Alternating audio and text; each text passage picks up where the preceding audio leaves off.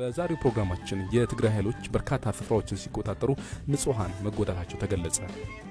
ሁለት ሰዎች በጥይት ተመተው ጭንቅላታቸው ላይ፣ አንዱ ደረቱ ላይ፣ ሌላው ደግሞ እግሩ ላይ ተመተዋል። ጉዳት ከደረሰባቸው አራቱ መካከል ሁለቱ ወደ መቀለ አይደር ሪፈራል ሆስፒታል ተልከዋል። ወቅታዊው የትግራይ ሁኔታ ወዴት ሊያመራ ይችላል? በዚህ በዛ ግን በዚህ አካሄድ ሄደው ወደ ሙሉ የተጠናቀቀ መፈንቅለ መንግስት ደረጃ ከደረሱ ያው ትግራይ ፕራክቲካሊ በተጨባጭ የኤርትራ በፈር ዞን መከላከያ ወረዳ ምትሆናል። እንዲሁም በአዲስ አበባ የንግድ ባንክ ጥበቃ ሰራተኛ ሁለት ሰዎችን ገድሎ ራሱን ማጥፋቱን የተመለከተ ዘገባ አለን። ለቀጣዮቹ 20 ደቂቃዎች አብራችን ቆዩ። የደብረጽዮን ቡድን የሚደግፉ ከፍተኛ መኮንኖች ከትናንት ጀምሮ የወረዳና የከተማ ጽህፈት ቤቶችን እየተቆጣጠሩ ነው። ትናንት የአዲግራት ከተማ ከንቲባ ጽህፈት ቤትን የተቆጣጠሩት እነዚህ ታጣቂዎች ዛሬ ደግሞ ሌሎች 5 ቦታዎች ላይ ተመሳሳይ እርምጃ ወስደዋል። ባልደረባችን ላይን ጽጋብ ያሰናዳችውን እንዲህ እናቀርበዋለን።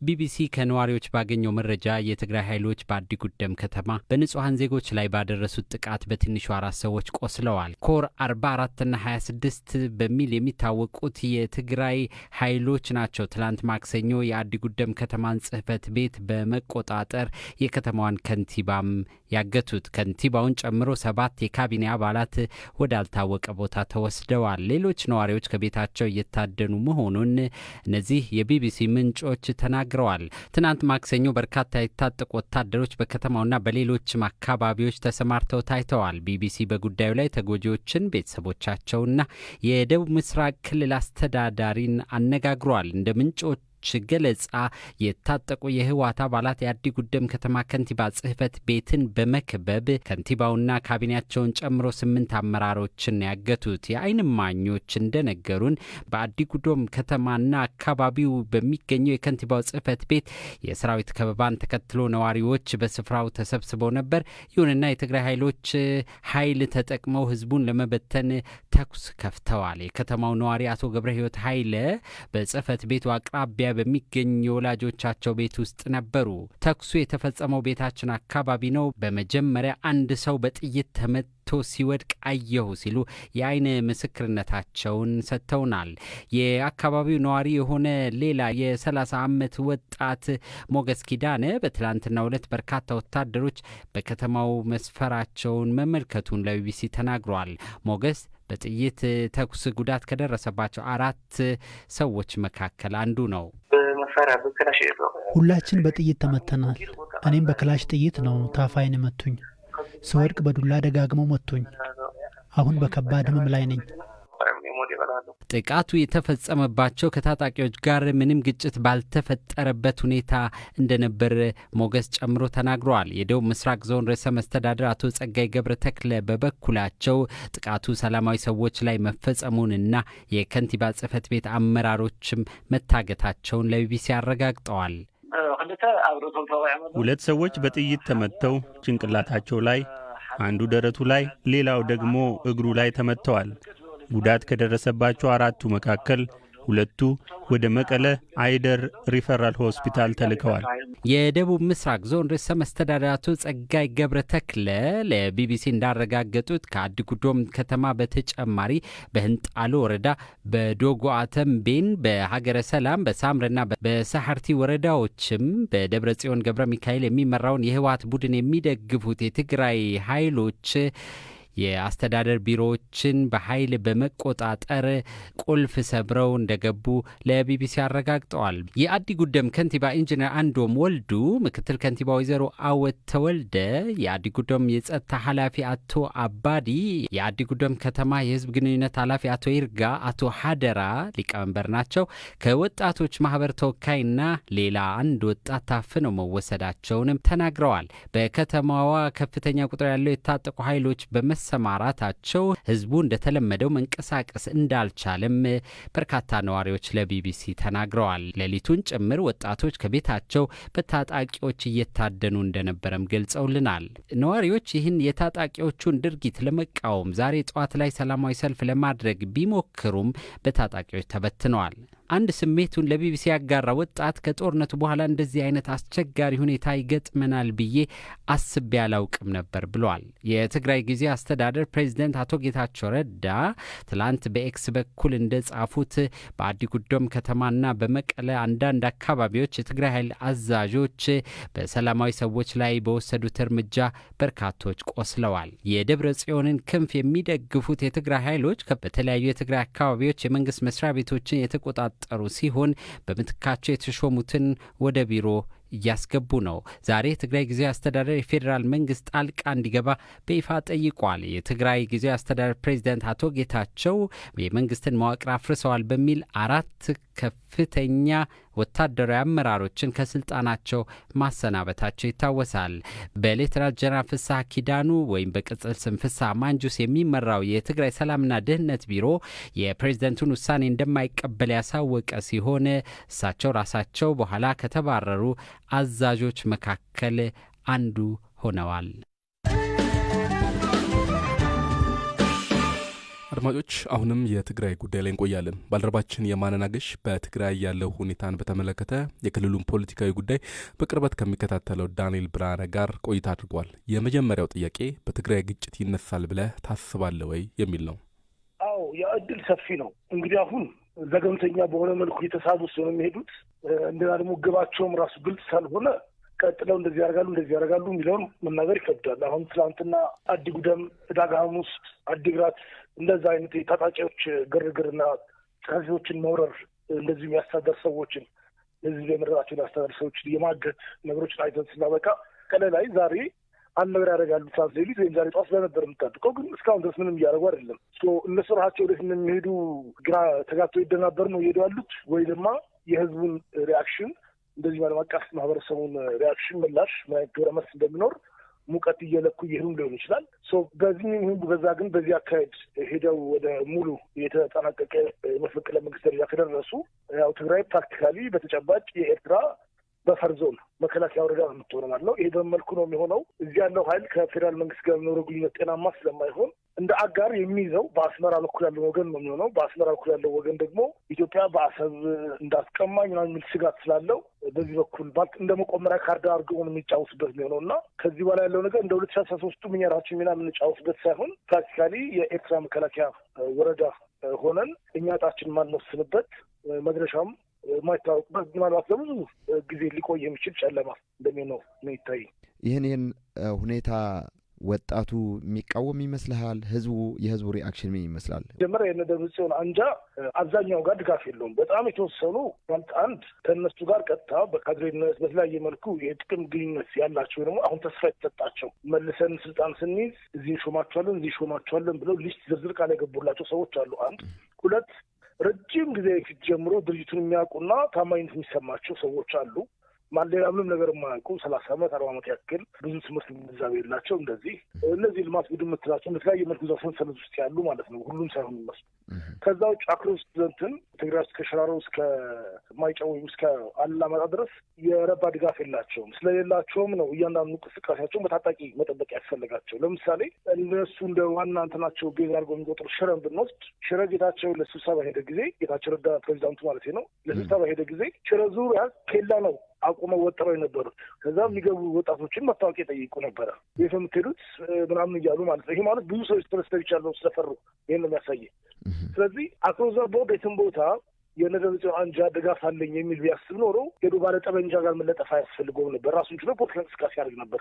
ምክንያቱም እነሱ ሊያደናቀፍ የሚችል ሌላ የታጠቀ ስለሌለ የታጠቀ የሚያስፈልገው አቅም በፖለቲካ ተቀባይነት የለው ባለ ጠመንጃ ጠርቶ ፖለቲካውን የሚያምሰው። ስለዚህ አንድ ያ ድጋፍ የለው። ሁለተኛ ወታደራዊ እንትኑ ምናልባት ከተወሰነ ወራት በፊት ተስፋ ነበራቸው በቀጥታ ወታደራዊ መንግስት ላይ መምጣት ማለት ነው። አሁን ራሳቸውን የአንድ አንጃ ታጣቂ አድርገው መግለጫ በማውጣት ራሳቸውን ተቀባይነታቸውን ስለገደሉት ተቀባይነታቸው እነሱም የሞተ ነው። ስለዚህ በዚህ መልኩ ነው ያላቸውን ስምገመግሙ። ወጣቱ ህዝቡ በብዛት የማይቀበለው ከሆነ ምን ሊፈጠር ይችላል? እዚህ ላይ እኔ የሚታየኝ ወይ የማይታየኝ ነገር ማለት እንትን የሚለኝ ነገር ምንድን ነው? ይሄ የሰላማዊ ተቃውሞና እንቅስቃሴ አልተለመደም፣ ባህሉ የለም። ስለዚህ የሆነ ቦታ ላይ ችግር ቢፈጠር ቫዮለንት በሆነ መልኩ ሊሆን ይችላል ሪአክሽኑ የሚነሳው። ሰልፍ ለምሳሌ ወጥተህ ድንገት ወራውረህ ወይ ደግሞ ተቃውሞ መፈክር አሰምተህ የተቃውሞ መፈክር አሰምተህ መበተን ያ ባህሉ የተለመደ አይደለም። የድጋፍ ሰልፍ ነው የምትወጣው።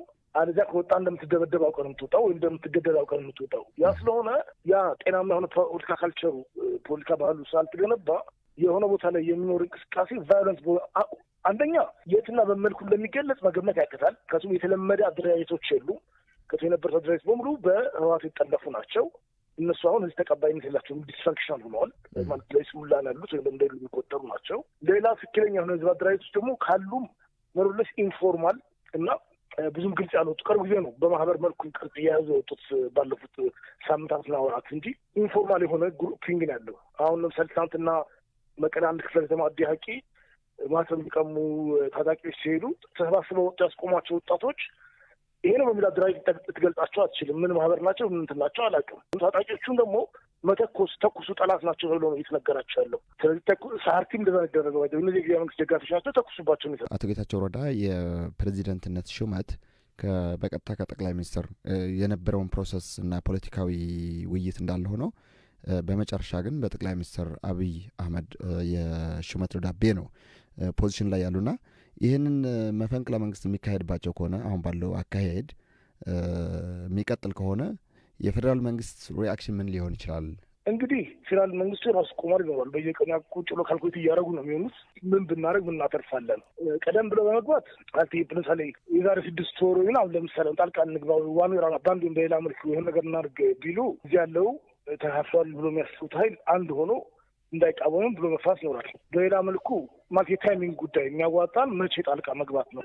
ተራሚውን በሌላ በሆነ መልኩ መቼ ጣልቃ መግባት ነው የተሻለ አዋጭ ይሆን ብሎ ፖለቲካ ላይ ይሰራሉ። አንድ ሁለተኛ ከኤርትራ አንጻር ያለው ትርጉሙ ምንድን ነው ብለው የሚያስሉት ስሌት ይኖራል።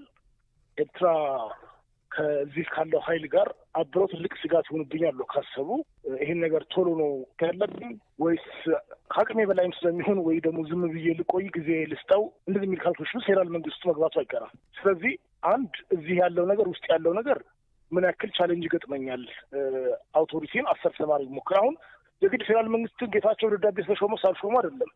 ፌዴራል መንግስቱ ጌታቸው ደብዳቤ ያው ጠቅላይ ሚኒስትሩ ይሾመው እንጂ ጌታቸው በህወሓት ማዕከላዊ ኮሚቴ የተመረጠው። ስለዚህ ዋናው ነገር ገሌ መሆኑ ገሌ ያለመሆኑ ሳይሆን ወታደራዊ መፈንቅለ መንግስት ወይ እንደዚህ ወታደራዊ እርምጃ ሲወሰድ አንድ ክልል ላይ ሌላ ክልል አካባቢ ላይ ምንድን ነው ትርጉሙ ለራሱ ላይ ኤታማዦር ሹሙ ለብርሃኑ ጁላ ራሱ ምን አይነት መልዕክት ነው የሚያስተላልፈው ብሎ ፌዴራል መንግስት እንደ ፌዴራል መንግስት የራሱ የስጋት ትንታኔ ይኖረዋል። ስለዚህ ከዛ አንጻር ለመርስ ይኖርበታል። ግን መቼ ልስጥ የሚለው የራቸውን የፖለቲካ ትርፍ ሆነ የወታደራዊ ሂሳብ ስሌት መስራታቸው አይቀርም።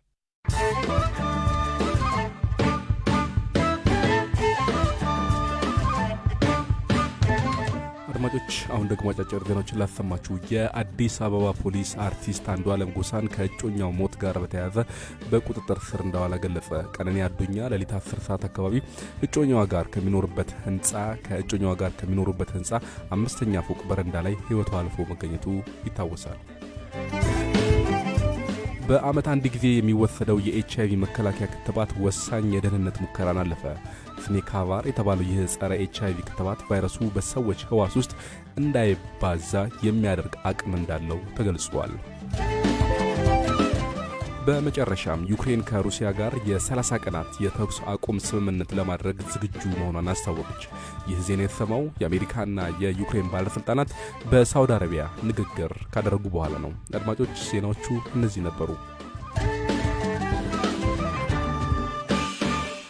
በአዲስ አበባ የኢትዮጵያ ንግድ ባንክ ቅርንጫፍ አንድ ግለሰብ 2 ሰዎችን ገድሎ ራሱ እንዳጠፋ የአዲስ አበባ ፖሊስ ለቢቢሲ ገለጸ።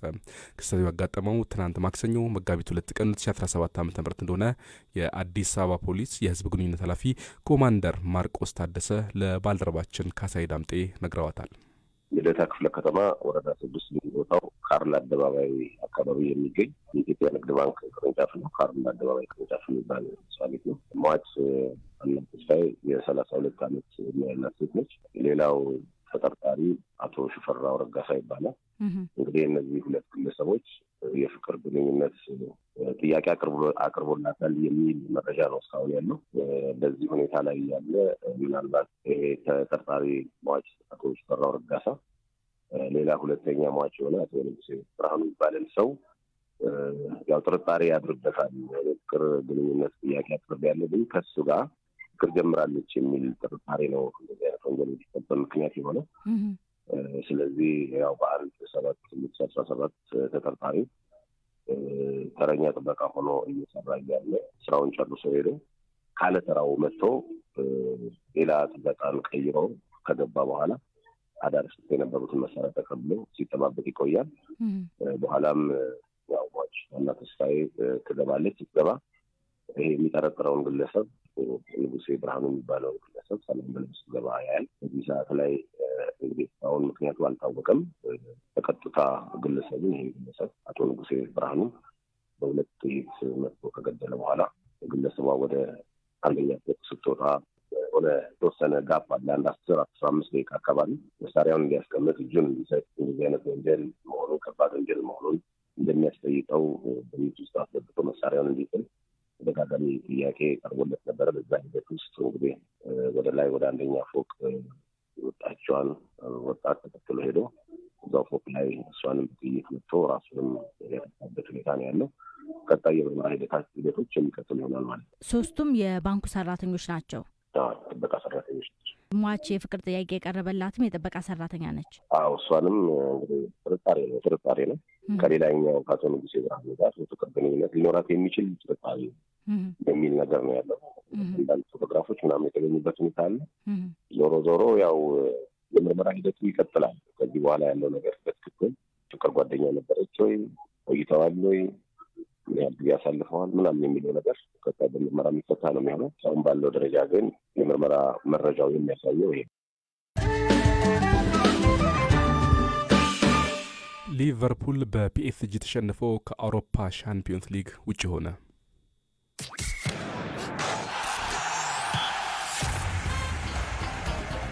አንፊልድ የተካሄደው 120 ደቂቃ የወሰደ ፍልሚያ ፓሪስ ሴን ጀርማ 1-0 አሸንፎ በድምር ውጤት አንዳቻ በመጠናቀቁ ቡድኖቹ ወደ ፍጹም ቅጣት ምት ለማምራት ተገደው ነበር። ብዙዎችን አልጠበቁም። በፍጹም ቅጣት ምቱ የሉዊስ ኤንሪኬ ቡድን የአውሮፓ ቻምፒየንስ ሊግ ዋንጫን ያነሳል ተብሎ የሚጠበቀውን ሊቨርፑልን ከውድድር ውጭ ማድረግ ችሏል። ኡስማን ዴምቤሌ በመጀመሪያው አጋማሽ ባስቆጠራት ጎል ፒኤስጂ ጨዋታውን ሲመራ ነበረ። ሊቨርፑል የፒኤስጂን ተከላካይ መስመር አልፎ ኳስን ከመረብ ለማገናኘት ያደረገው ጠንካራና ተደጋጋሚ ጥረት ሳይሳካ ቀርቷል።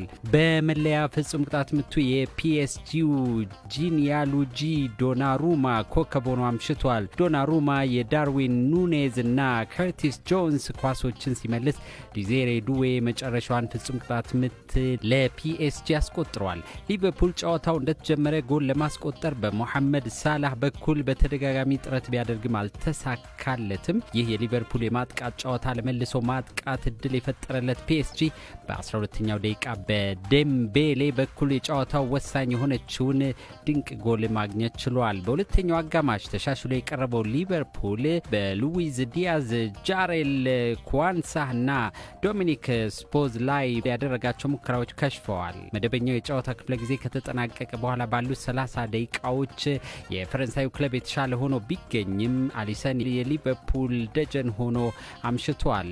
በሊቨርፑል የመጀመሪያው የውድድር ዘመናቸው ላይ የሚገኙት አርነ ስሎት 3 ዋንጫዎች ለማንሳት ያለሙት ህልም በጊዜ ጨልሟል። በእንግሊዝ ፕሪሚየር ሊግ ከአርሰናል በ15 ነጥቦች ርቀው የሚመሩት ቀያዮቹ በሚቀጥለው እሁድ በካራባው ዋንጫ ፍጻሜ ከኒውካስል ይጫወታሉ። ዛሬ ረቡዕ ምሽት በሚደረጉ ጨዋታዎች ሊል ከቦሩሲያ ዶርትሙንድ፣ አርሰናል ከፒኤስቪ፣ አስተን ቪላ ከክለብ ብሩግ እንዲሁም አትሌቲኮ ማድሪድ ከሪያል ማድሪድ ጋር ይገናኛሉ። መልካም ጨዋታ።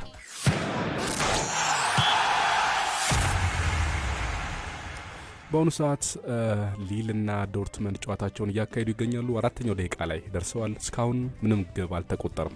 አድማጮች ስተከታተሉ የቆያችሁት ቢቢሲ አማርኛ ነበር። ተጨማሪ መረጃዎችን ከድረገጻችን ከፌስቡክ እንዲሁም ከዋትስአፕ ገጻችን ማግኘት ትችላላችሁ። ዘገባዎቹን በማቅረብ ሞገስ፣ በቴክኒክ ቁጥጥር ሀበርት ማስዋ አብረናችሁ ቆየን። መልካም ምሽት።